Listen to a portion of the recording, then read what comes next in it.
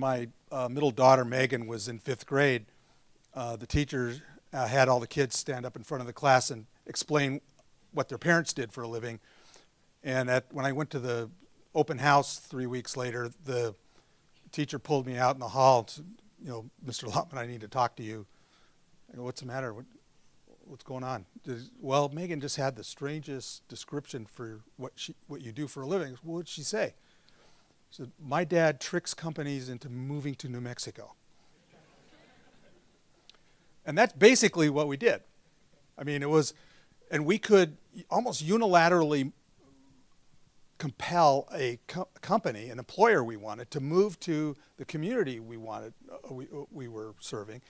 If we could get the community to lower the land costs, lower the building costs, make some utility concessions, reduce their tax burden, and eventually get their operating costs down to a point where their stakeholders would fire them if they didn't make the move.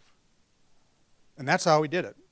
Whenever you needed some more jobs, you just lowered the cost and sweetened the deal a little bit and did a little more marketing, a little better sales. And if you had your community kind of together to do it, you could create jobs at will. And the economy was expanding over the last 30 or 40 years relentlessly, so you could do it. That all changed about 10 years ago. And it changed because we boomers didn't have enough kids to replace ourselves. First generation in history, we didn't educate half the ones we did have so they could take our jobs when we leave the market. So now you have this hammer. You have this vacancy coming, probably going to have to deal with for the next 15 years.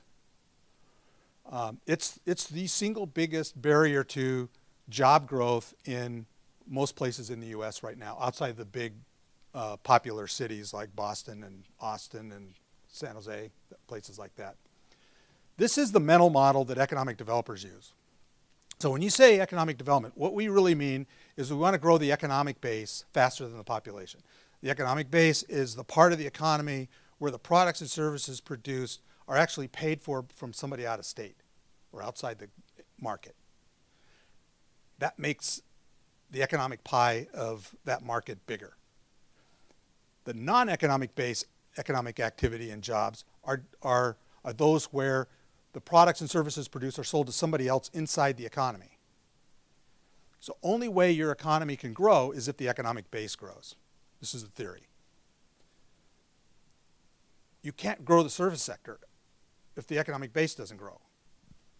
Otherwise, you could solve all your unemployment problems by opening up 10,000 laundromats. So what economic developers are supposed to be able to do is, it's a design thinking exercise in my mind. How do you, in 10 years, what could you do to grow the economic base or change the economic base of your city if everybody got strategic about it? And then you lay out a plan, you get everybody behind it, you go try to execute it. That's what I did most of my career.